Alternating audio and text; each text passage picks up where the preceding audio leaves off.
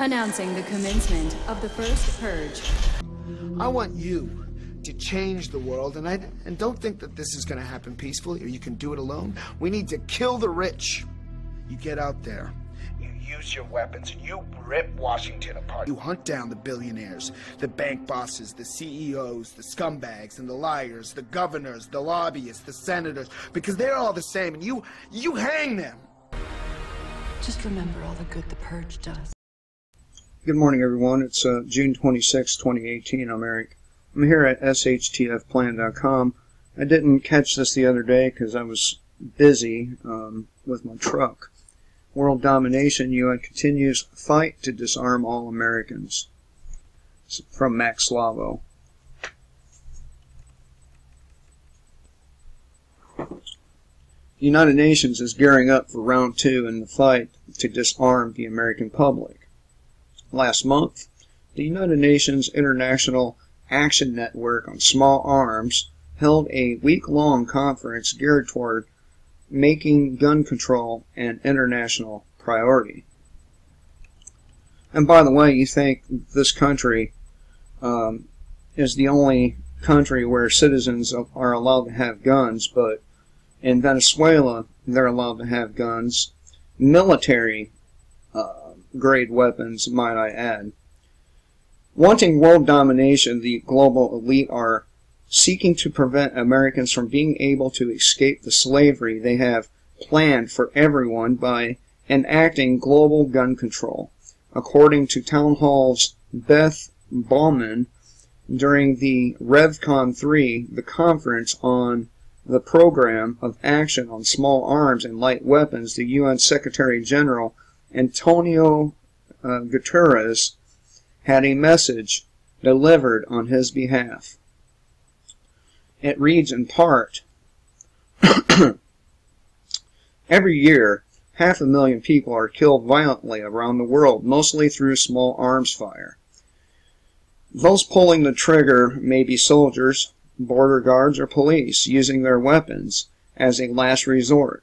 It's not a last resort. Look at Israel. Look at our police here in the United States. These things are used as the only resort in a lot of cases. In accordance with the principles of necessity, proportionally, and restraint. So, they're saying that, it's necessity, and they do it proportionally using restraint, which they don't.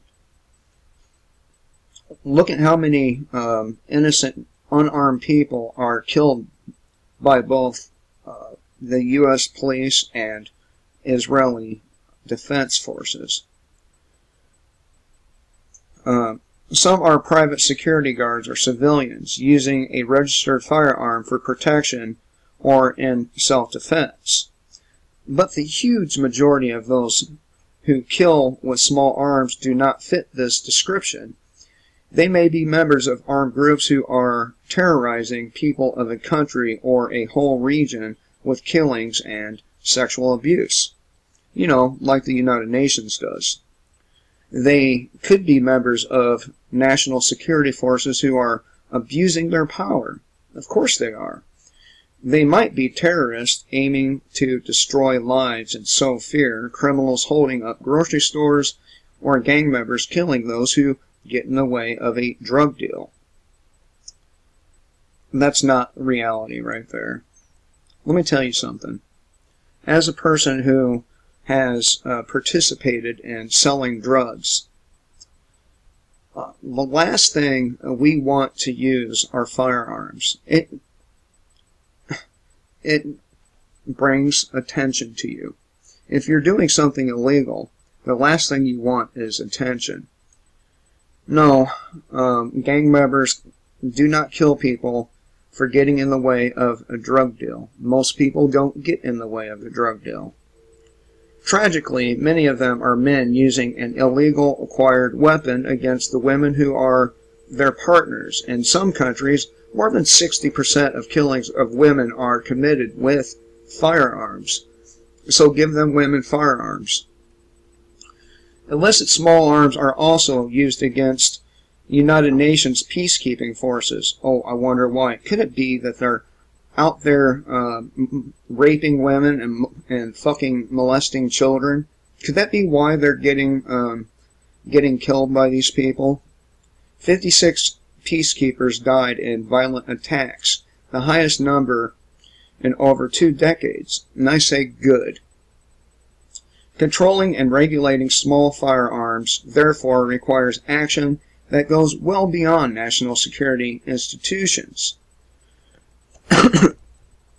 So, all you people who thought this UN agenda was over because Dickhead got into office, no. No. See, that's what they wanted you to do. They wanted you to drop your guard, and that's exactly what most so-called patriots did. They dropped their guard, and now they're in la-la land, thinking that their candidate is there to protect them. And he's not. He's going to help the United Nations. Don't let this rhetoric toward the United Nations from the Trump administration fool you. It's meant to fool you. This isn't as far off as some people would suggest. I mean, just look at Chicago. And like I said before, I believe that's where they're going to roll the United Nations out first. In Chicago. It's a logical conclusion to come to. So, you know, when these blue helmets begin arriving, what are you going to do? Are you going to be pussies and give up your weapons to these fucking rapists and child molesters? Or are you going to do what any red-blood American should do? I hope you choose the latter.